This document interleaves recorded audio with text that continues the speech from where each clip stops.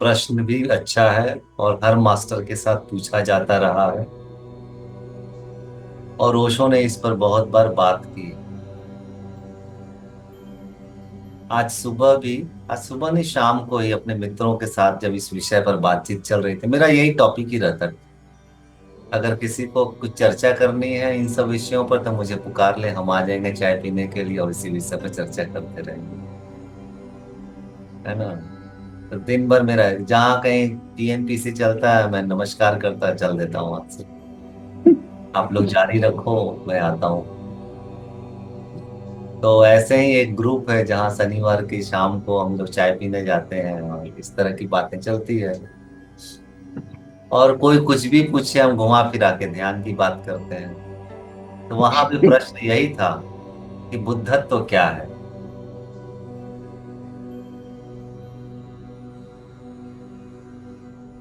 तो फिर उन लोगों ने ही बताया कि बुद्धत्व क्या है। बहुत लोगों ने बहुत तरह से बातें की, हमने कहा कि यह सुनने वाले के ऊपर निर्भर करता है कि क्या जवाब आएगा। एक तो इस विषय पर वे लोग चर्चा कर रहे हैं जो बुद्ध नहीं है, और जो बुद्ध है वो जब भी बोलेंगे तो अपनी जगह से नहीं बोलेंगे, वो बोलेंगे कौन सुन रहा है, हमारे स्तर पर आकर के बात करेंगे। तो फिर बात वही हो गई कि एक्चुअल क्या बात है वो बात नहीं आएगी, शब्दों में नहीं आएगी और आ भी नहीं सकती। जितना मैंने अध्ययन किया है, चीजों को समझा है, उस आधार पर हम कुछ बताने की कोशिश करते हैं। ठीक है। तो चीन का एक रहस्यदर्शी हुआ रिंझाई, बुद्ध की परंपरा में जब बौद्ध धर्म में प्रवेश किया तो कन्फ्यूशियस और लाओत्से से का शिक्षाओं का मिश्रण जो है बौद्ध धर्म के साथ में जैन परंपरा जो चली, उस परंपरा में बहुत सारे लोग उस परम ज्ञान तक पहुंचे। उनमें से एक मास्टर था, उनका नाम था रिंझाई। बहुत फेमस हुआ। उनके पास पश्चिम का एक अन्वेषक खोजी जो ध्यान को धर्म को जानना चाहता था, वह उनके पास पहुंचा और उनसे पूछा कि ध्यान क्या है, मैं जानना चाहता हूँ। रिंझाई अपने कई शिष्यों के साथ बैठे हुए हैं, बातचीत चल रही है। तो जैसे ही वह व्यक्ति प्रश्न पूछता है कि मुझे प्रश्न है, वो पूछा ध्यान क्या है, मैं जानना चाहता हूँ। रिंझाई जो बोल रहे थे अपने लोगों के साथ में, वो चुप हो गए। एक घड़ी, दो घड़ी, समय बीतता गया, वो चुप ही हो गए। थोड़ी देर के बाद वह पश्चिम का खोजी जो था वह पूछा कि मैं जानना चाहता हूं कि ध्यान क्या है, अब तक तो आप कुछ बोल रहे थे, आप बोलना भी बंद कर दिए। मैं इसे समझना चाहता हूँ, जानना चाहता हूँ कि ध्यान क्या है। रिंझाई जो सिर्फ चुप थे, अब वो आंख भी बंद कर ली।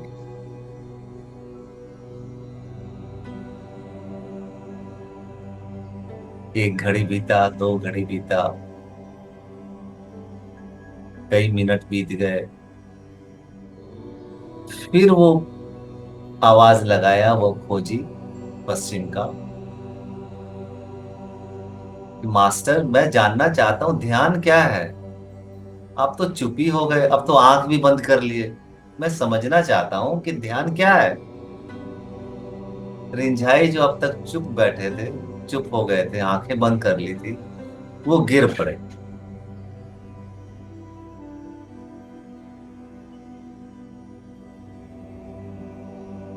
ये गड़बड़ा गया, ये क्या हो गया, मैं क्या पूछ रहा हूँ, ये ऐसा क्यों व्यवहार कर रहे हैं।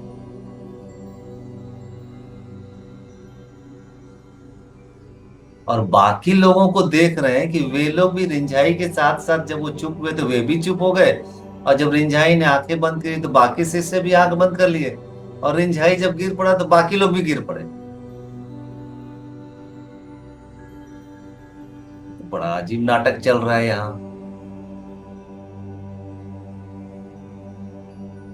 लेकिन उन्होंने फिर बता पूछा कि आपको कुछ असुविधा है, कुछ अस्वास्थ्य हो गया है, क्या हो गया?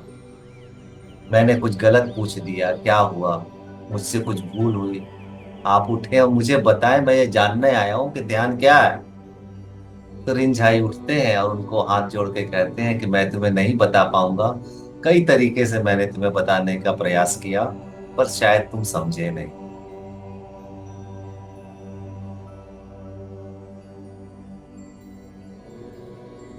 ध्यान तक को कहना मुश्किल है।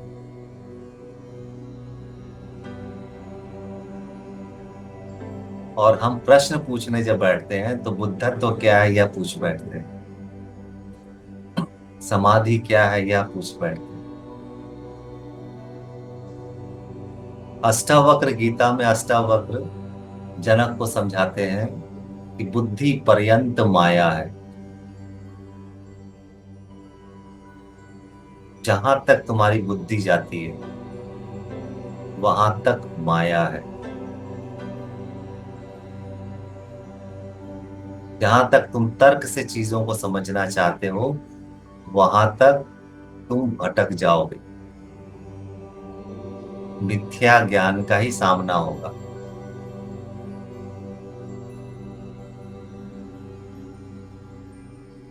बुद्ध शब्द, बुद्धि शब्द और बुद्धू शब्द एक ही धातु तत्व है। धी शब्द धी धातु से आया। ठीक है। बुद्धू का मतलब जो बुद्धि के नीचे, बुद्धि तक पहुंचा नहीं, जो तर्क की प्रक्रिया को ठीक से नहीं समझ पाता,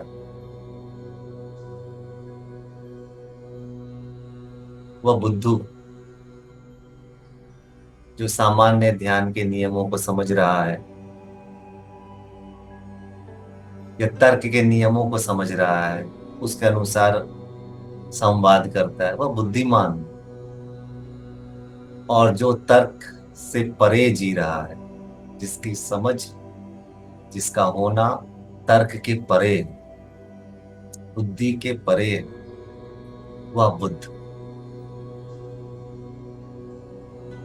कुछ वर्ष पहले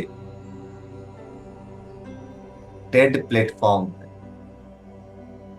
एक न्यूरोलॉजिस्ट आई और 10 मिनट के अपने वक्तव्य में उन्होंने अपना अनुभव बताया कि जब उन्हें ब्रेन स्ट्रोक हुआ था तब क्या हुआ था। वो बताए कि उनका ब्रेन स्ट्रोक मस्तिष्क के बाएं हिस्से में आया और वो गिर पड़ी। उसे समझ नहीं आ रहा था कि मैं क्या करूं। लेकिन थोड़ी देर के बाद ख्याल है कि कुछ तो मेरे साथ गड़बड़ हुआ है, मुझे 911 पे फोन करना चाहिए। और वो फोन के समीप भी पहुंच जाती है, घिसटते घिसटते वह टेलीफोन को देखती है। वहां नंबर्स दिख रहे हैं लेकिन उसे समझ नहीं आ रहा है कि ये क्या है। उन्हें आकृति समझ में आ रही है कि ये कोई आकृति है। और अंतर मन में भीतर आ रहा है कि मुझे 911 पर फोन करना है। 9 ऐसा दिखता है, 1 ऐसा दिखता है, 1 ऐसा दिखता है, या कोई इमरजेंसी सिचुएशन। हाँ, ये प्रक्रियाएं भी, ये विचार भी, यह बात भी उसके मन में बहुत धीमे धीमे चल रही है। जैसे उसके भीतर तर्क की प्रक्रिया अब धीमी हो गई है, काम नहीं कर रही है। किसी तरह से वो 911 को प्रेस कर देती है, बोलने जाती है, बोल नहीं पाती है क्योंकि जीभ भी अब बोलने की स्थिति में नहीं है। लेकिन इसके बाद अब उसे प्रतीक्षा करनी है कि कोई सहयोग उसके पास आ जाए। उधर से कुछ बोला गया टेलीफोन में लेकिन उसे वो समझ नहीं पाई क्या बोला गया। तो वो छोड़ देती है कि जैसा उसको रखे, वो जिए तो जिए, ना जिए तो ना जिए। अब जो है उसको वो एक्सपीरियंस कर रही है, महसूस कर रही है।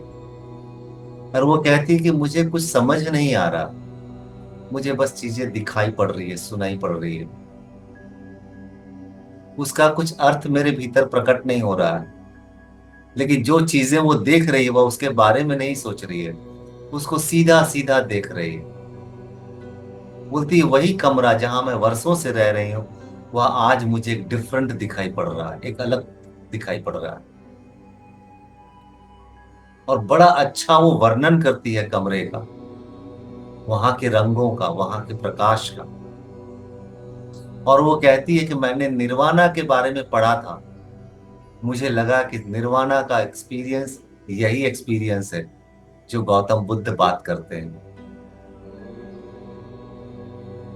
वो उस लेक्चर में कंक्लूड करती है, कहीं साधना का ये अर्थ तो नहीं कि हमारा लॉजिकल ब्रेन जो है वह चुप हो जाए।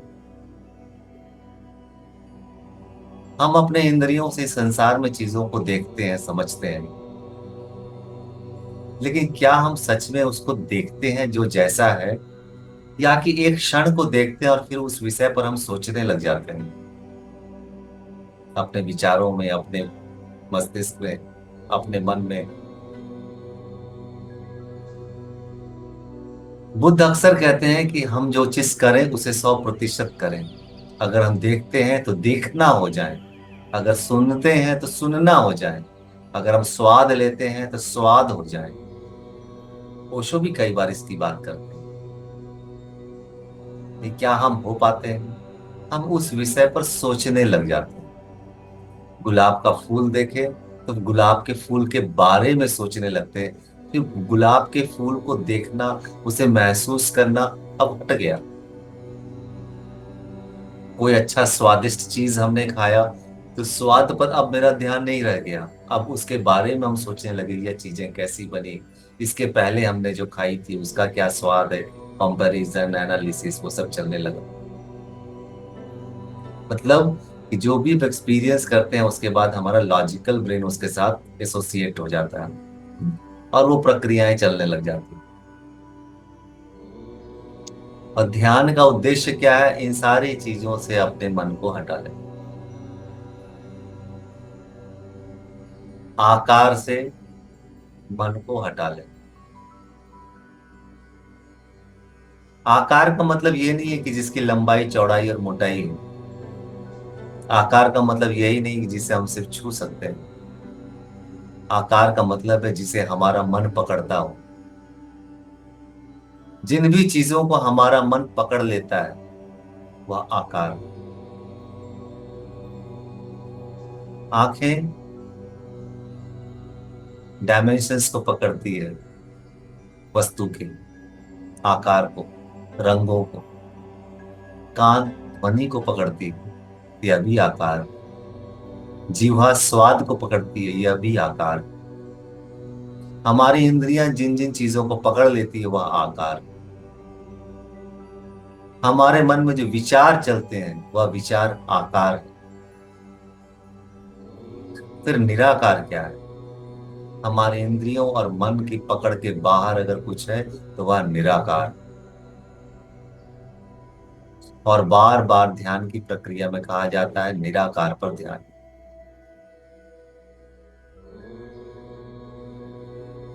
बार बार कहते हैं जो दिखता है देखो। क्यों कहते हैं जो दिखता है देखो, जो सुनाई पड़ता है सुनो। क्या सुनाई पड़ता है इस पर फोकस मत करो, बस सुनो। इसलिए कि सुनते सुनते तुम वहां पहुंच जाओगे जो सुन रहा है। उसका अर्थ मत निकालो, अर्थ निकालते हो तो विषय पर पहुंच जाते हो, अगर अर्थ नहीं निकालते तो भोक्ता पर पहुंच जाते हो।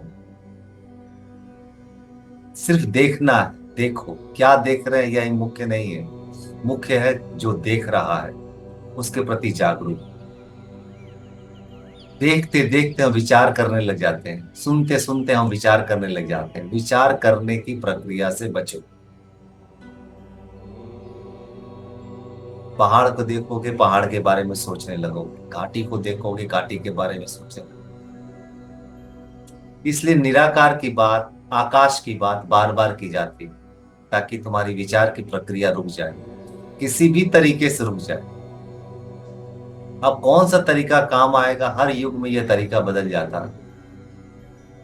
बुद्ध कहते हैं श्वास को देख, कब तक देखोगे, देखते देखते एक समय ऐसा आएगा कि विचार रुक जाएगा। पतंजलि कहते हैं अनुलोम विलोम करो, भस्त्रिका करो, आसन करो, प्राणायाम करो। करते करते एक समय ऐसा आएगा तुम उस पर सोचना बंद कर दो, बस तुम करना भर हो जाओगे। चीन के रहस्यदर्शी कहते हैं, कुआन की बात करते हैं, एक हाथ की ताली की आवाज सुनो, जाओ ढूंढो। शिष्य जाएगा, ढूंढ करके आएगा, चुटकी बजाएगा, तो वहां गुरु कहेगा कि ये तो दो अंगुलियों के बीच का घर्षण है, यहाँ दो अंगुलियां दो हाथ बन गई, अब ये भी ताली हो गई दो हाथ की, यहाँ दो तो विद्यमान है, एक की आवाज कैसी होगी। फिर वो कुछ खोज के लाएगा, फिर गुरु बोलेगा नहीं, पहले वो दूसरे दिन ही लेके आया था जवाब, फिर 7 दिन बाद लेके आएगा, फिर 15 दिन महीना दिन बाद लेके आएगा, फिर किसी दिन ऐसा होगा कि खोजता ही रहेगा। महीना, 2 महीना, 3 महीना बीत गया, अब आया ही नहीं जवाब लेकर, तो गुरु स्वयं खोजने जाएगा कि वो कहाँ है।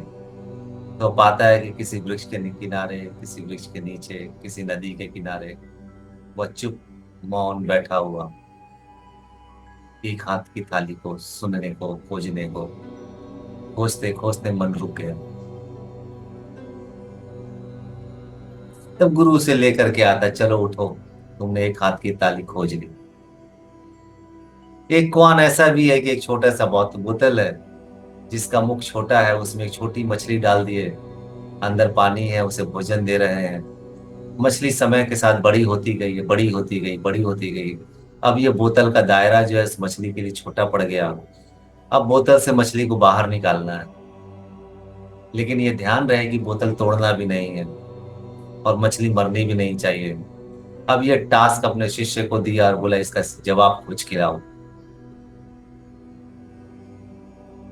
और जो भी जवाब लाता या तो उसमें मछली मर जाती या फिर बोतल टूट जाता। तो बोलते ये जवाब तो नहीं हो पाएगा, खोजो कौन सा तरीका है। खोजते खोजते खोजते खोजते, सोचते सोचते मन सोचना बंद कर देता किसी क्षण में। जब मन सोचना बंद कर देता तब तुम क्या करोगे? चुप हो जाओगे। तो चाइना के रहस्यदर्शियों ने कुआन खोजा, एक लॉजिक खोजा या उस इलॉजिकल कोई सिचुएशंस के बारे में आपको सोचने का तरीका बताया कि आपका मन चुप हो जाए। हमारे यहाँ अलग अलग विधियां खोजे। विज्ञान भैरव तंत्र में 108 विधि है, या कहीं 112 विधि है, जिसमें शिव ने पार्वती को बताया कि कैसे हमारा मन रुक सकता है। इनफैक्ट प्रश्न ये है पार्वती की तरफ से कि हे प्रभु, आप इतने रहस्यदर्शी हैं, इतना कुछ है, मैं आपको कैसे जानूं?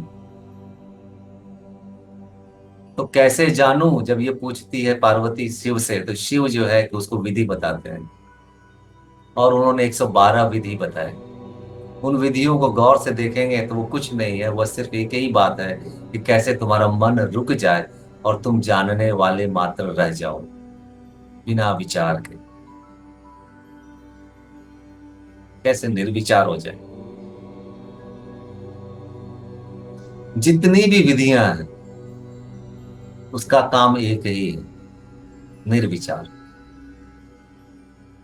लेकिन जागरूक, रोज ही आप निर्विचार होते हैं, नींद में जाते हैं, सपने देखते हैं, सपने और गहरे सपनों में बदल जाता है, और धीरे धीरे सपने कम होने लग जाता है, और एक समय होता है सपना भी नहीं होता, मन पूरी तरह से गहरी नींद में होता है। लेकिन वहां हम बेहोश हैं, निर्विचार है, लेकिन हमारा मन, हमारा मस्तिष्क निर्विचार है और बेहोश है। साधना में यही स्थिति होगी, फर्क सिर्फ इतना होगा, निर्विचार होगे पर तुम परिपूर्ण होश में हो, जागृत।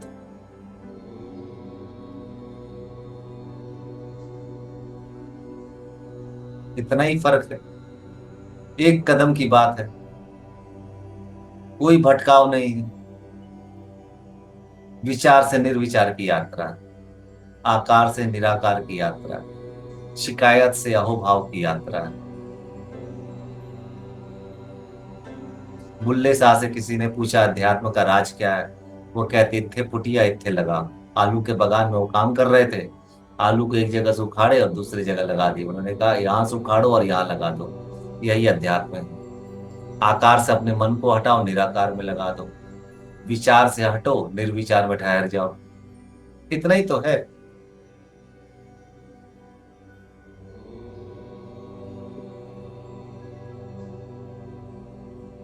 अष्टावक्र गीता में क्या कहते हैं? अष्टावक्र गीता में, संगीता कहो या गीता कहो, जनक को कहते हैं असंगोसी निराकारो सुखी भव। असंग हो जाओ, किसी चीज का संग मत करो, विचार का भी संग मत करो।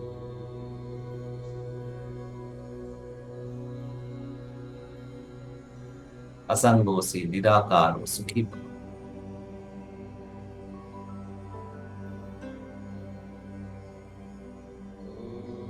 असंग हो जाओ, निराकार में ठहरो और सुखी रहो।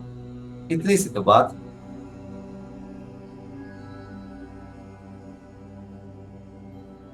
एक लाइन में तो बात खत्म हो गई, सारा अध्यात्म का सार खत्म हो गया।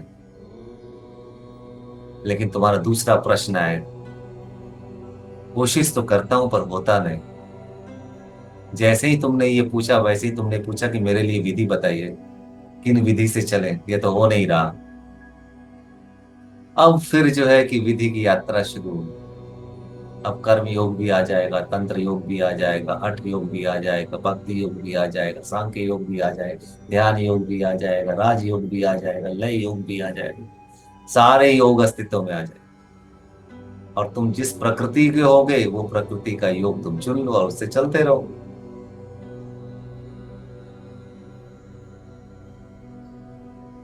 ठीक है, इसीलिए ओशोधारा में सातों योग के बारे में बताते हैं। जैसी प्रकृति वैसा योग चुन लो। और फिर ओशोधारा आगे बात करती है कि हाँ, आदमी के लिए या हम लोगों के लिए, या ओशोधारा किस तरह से चल रही है। ओशोधारा लय योग से चल रही है, नाद योग से चल रही है, ठीक है, लीनता के योग से चल रही है। ठीक है। और जहां कहीं भी मन अटकता है उसको मुक्त करने के लिए वो 20, 22, 25 प्रज्ञा कार्यक्रम भी उन्होंने बना के रखे हैं, ताकि अपने जीवन को ठीक ढंग से जियो और लय योग पर कदम बर कदम बढ़ाते चलो। ठीक है। सारे योग सही है। जरूरी है कि आप अपनी प्रकृति को जाने और उसके अनुसार अपना योग चुन लें। अगर चुनने में असुविधा होती है तो ओशो धारा का प्रोग्राम है, एक के बाद एक करते चले जाएं, फिक्र छोड़ें। धीरे धीरे धीरे धीरे धीरे धीरे वो आपको निराकार में प्रतिष्ठित कर देगी। ठीक है। आपके तरफ से अपेक्षा ओशो धारा को सिर्फ इतना है कि आप अपने जीवन में 1 घंटा समय निकालें और डिसिप्लिन के साथ साधना करते रहें। साधना करते करते करते करते आपको पता भी नहीं चलेगा कब आप आकार से मुक्त हुए और निराकार में चले गए। एक बात तो पक्की है, निराकार का सुख अलग है। ठीक है। और ऐसा नहीं है कि निराकार का सुख मिलने लग जाएगा तो आकार का सुख से आप मुक्त हो जाएंगे। आकार का सुख अलग, दोनों सुख अलग अलग है। ठीक है। प्रकृति का सुख अलग है, परमात्मा का सुख अलग है। आकार का सुख अलग है, निराकार का सुख अलग है। ठीक है। लेकिन एक समझ विकसित हो जाएगी कि कौन से सुख में मुझे कितना समय देना है। खैर, मैं बहुत सारे मार्ग से तो नहीं गुजरा हूं, कुछ कुछ मास्टर्स के साथ रहा हूं, लेकिन मुझे ओशो धारा का प्रोग्राम ज्यादा वैज्ञानिक लगता है, ज्यादा ईमानदार लगता है। बाकी में जो थोड़ा बहुत मिस्ट्रीज की बात करते हैं, चमत्कारों की बात करते हैं, बिना बोले रहस्य की बात करते हैं, वह सिर्फ और सिर्फ आपके आकर्षण के लिए है, कि आपका आकर्षण, आपका विस्मय बना रहे। ओशो धारा इस तरह की मार्केटिंग नहीं करती। ठीक है। इसीलिए ओशो धारा का सारा कार्यक्रम कर लोगे तो आपको लगेगा अरे बस यही था, इस चीज को तो शुरू से बता रहे थे। साधना का मतलब है परिपूर्ण जागरूकता में 1 घंटा समय देना, और अपना सबसे इंपॉर्टेंट समय देना। बचा खुचा समय नहीं, बचा खुचा निकाल लिया उसके बाद आप समय दे रहे हो, कह रहे हैं कि साधना कर रहे हैं। आप साधना नहीं कर रहे। आपका मास्टर आपको कहता है कि सोते समय कर लेना, वो इसलिए कह रहा है क्योंकि तुम जागे समय में अपना समय नहीं दे पा रहे हो।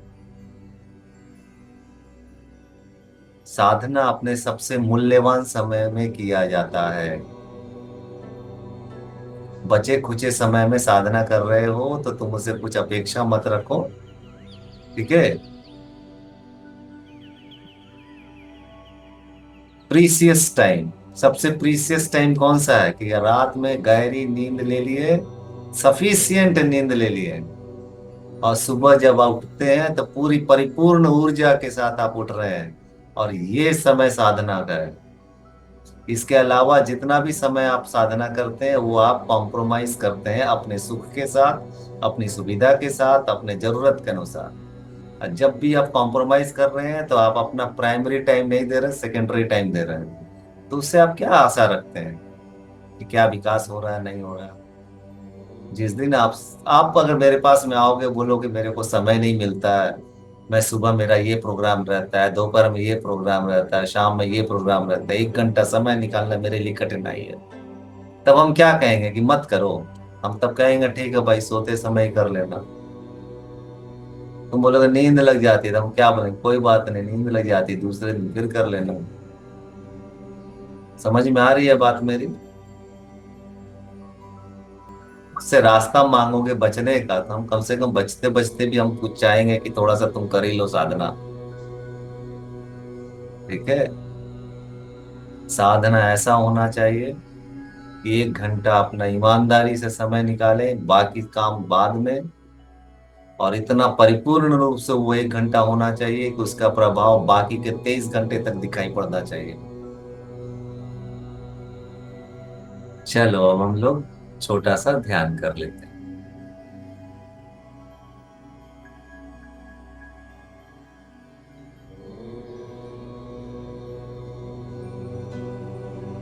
ध्यान आंखें बंद करके भी की जा सकती है और आंखें खोल करके, लेकिन आंखें बंद करके करना शुरुआत में अच्छा है। बाद में उठते बैठते चलते फिरते ध्यान किया जा सकता है। जिन प्रक्रियाओं को आंखें बंद करके करते हैं, उन्हीं प्रक्रियाओं को आंखें खोल करके भी किया जा सकता है। ठीक है। एक बात का ध्यान रखना है कि ध्यान का तात्पर्य है जागरूकता, निर्विचार जागरूकता, जस्ट अवेयरनेस, सिर्फ जागरूकता। इसके लिए आंख बंद करने की आवश्यकता नहीं, यह आवश्यक नहीं है, लेकिन ये सहयोगी।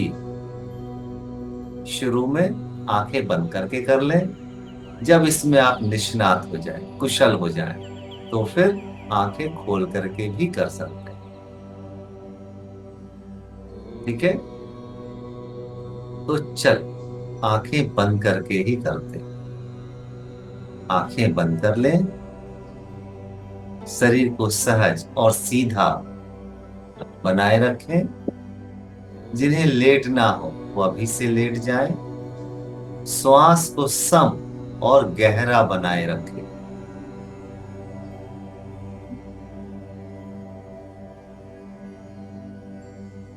सहज गहरी श्वास।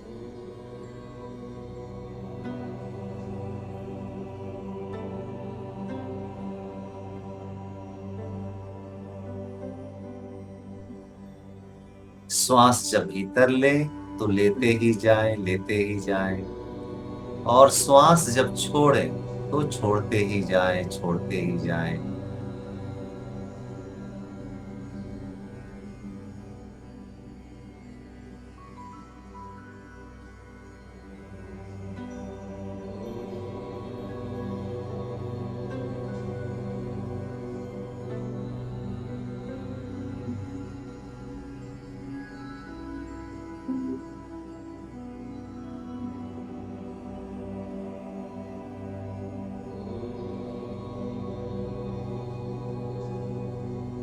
कोई भी कार्य करते हैं, एक छोटा सा संकल्प लेते हैं, वह कार्य मुझे करना है।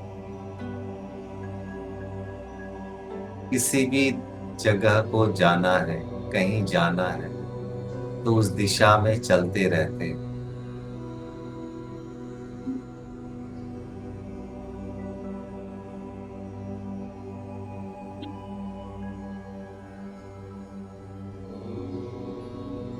अगर जिधर पहुंचना है, कभी उस ओर चलें और फिर विपरीत दिशा में चलें, फिर उस ओर चलें, फिर विपरीत दिशा में चलें, तो कब पहुंचेंगे पता नहीं। इसलिए जहां पहुंचना है, वहां चलते रहना।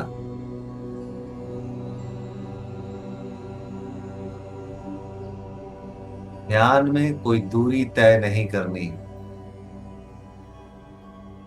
वह एक दिशा है। वह दिशा जागरूकता का है। अति संकल्पवान व्यक्ति, स्त्री या पुरुष, ही उस दिशा में चल सकते हैं। मन के कमजोर उस दिशा में चल ही नहीं सकते।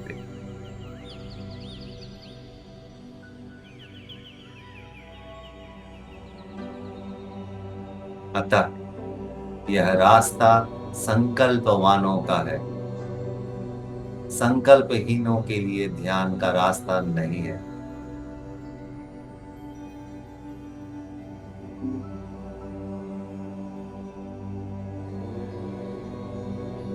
श्वास को क्षत्रिय भाव दशा से भीतर लें और छोड़ें, जैसे युद्ध के मैदान में है। अलर्टनेस, जागरूकता अपने चरम पर है।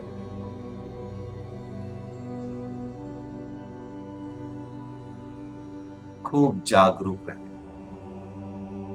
अपने श्वासों के प्रति, अपने शरीर के प्रति।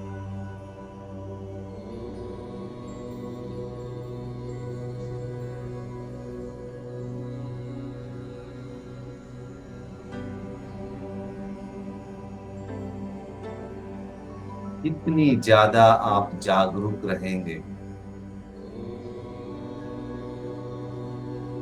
उतना ही विचार आपको कम परेशान करेंगे।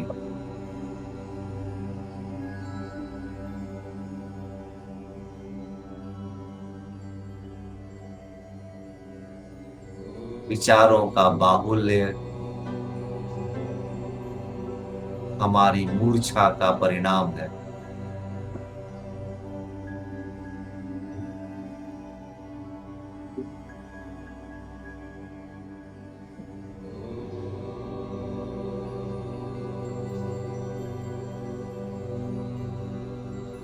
जागरूकता प्रकाश की भांति है।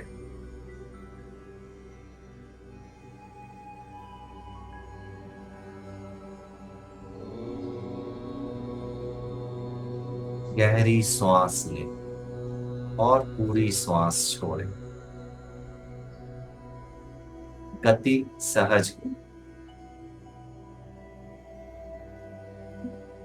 श्वास के आने जाने को देखते रहें और इसके आने जाने से शरीर में हो रहे परिवर्तनों के प्रति भी जागरूक रहें। अभी जागरूकता श्वासों के प्रति, शरीर के प्रति बनाए रखें।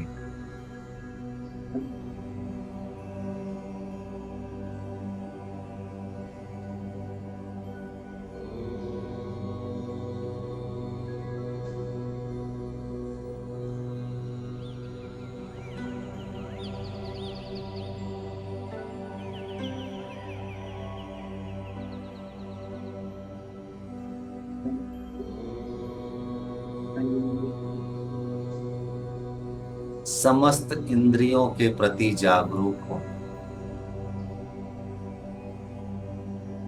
त्वचा के प्रति, स्वाद तंतुओं के प्रति, ध्वनि के प्रति,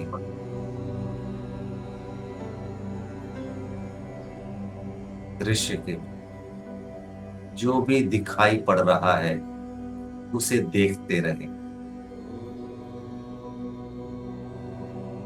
समस्त इंद्रियों के पीछे जो जान रहा है उसके प्रति भी जागरूक रहें। वह जानने वाला आपका केंद्र है। वह बिंदु स्वरूप नहीं है, वह ज्योति स्वरूप है। वह गोल या चौकोर नहीं है, वह आकाश जैसा है।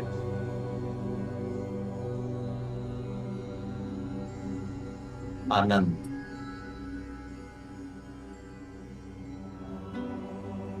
आप अपना तादात्म्य शरीर के साथ बनाते हैं तो उसका आकार शरीर जैसा प्रतीत होता है।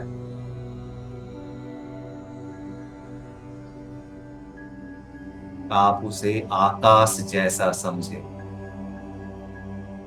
और आप पाएंगे कि वह आकाशवत हो गया है।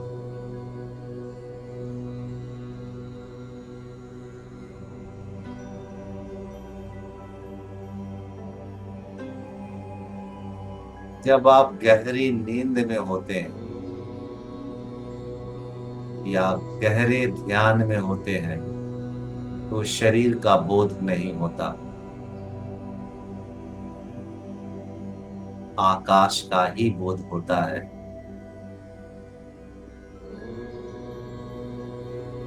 आकाश का कोई आकार नहीं है।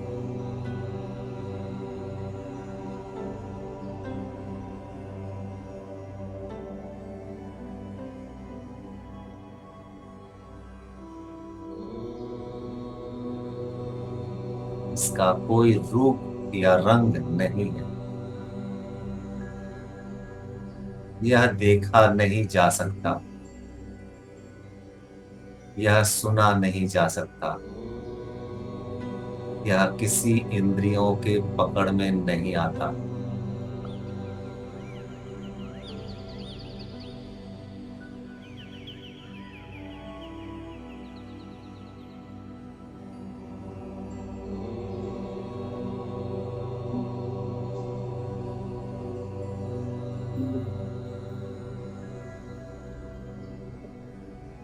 आकाश पर ध्यान करते करते, आकाश का ख्याल करते करते एक क्षण ऐसा आता है जैसे कोई विचार नहीं है।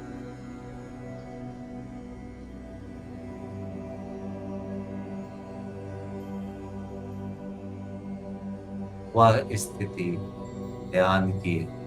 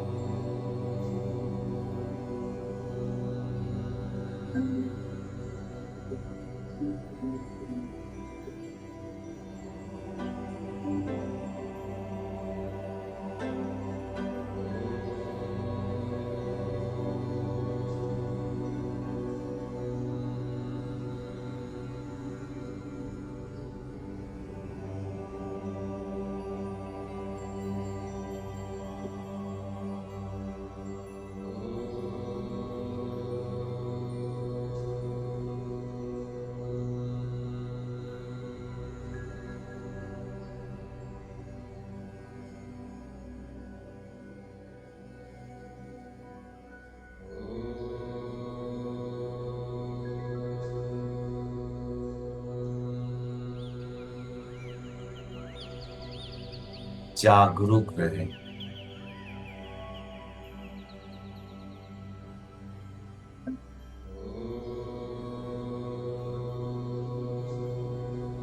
जागरूक रहने के लिए विषय की आवश्यकता नहीं।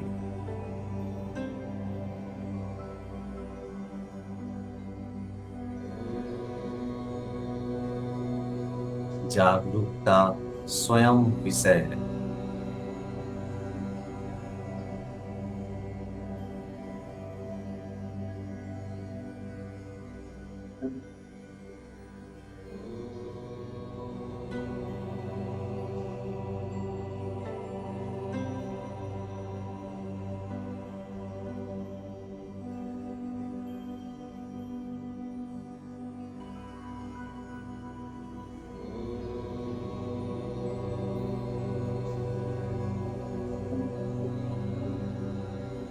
यह आकाशवत जागरूकता स्वयं चैतन्य है। इसके अलावा जो भी विषय आपको दिखाई पड़ता है या आपके ज्ञान में आता है, वह भोग्य है, वह विषय है।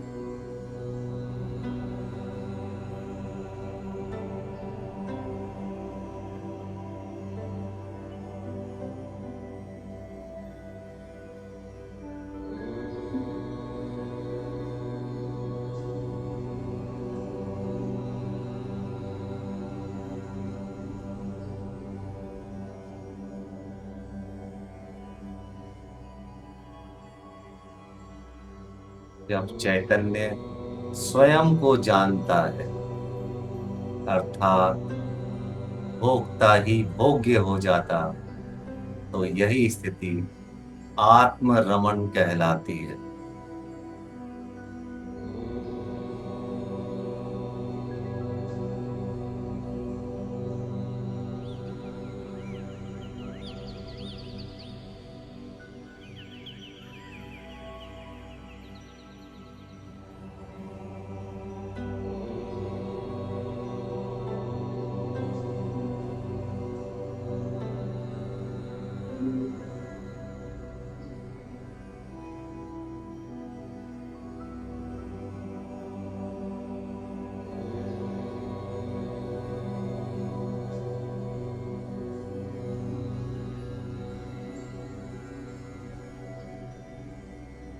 सहज गहरी श्वास, श्वास के प्रति जागरूकता, शरीर के प्रति जागरूकता, इंद्रियों के प्रति जागरूकता और चैतन्य के प्रति भी जागरूकता। यह जागरूकता का प्रकाश भीतर बाहर चारों ओर फैला हुआ है। खूब जागरूक रहे।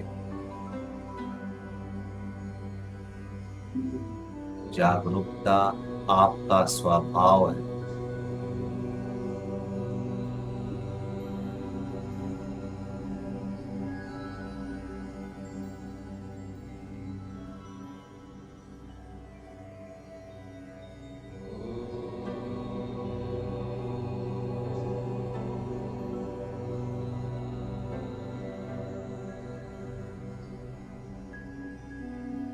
खूब अहोभाव के साथ स्वयं को धन्यवाद दें।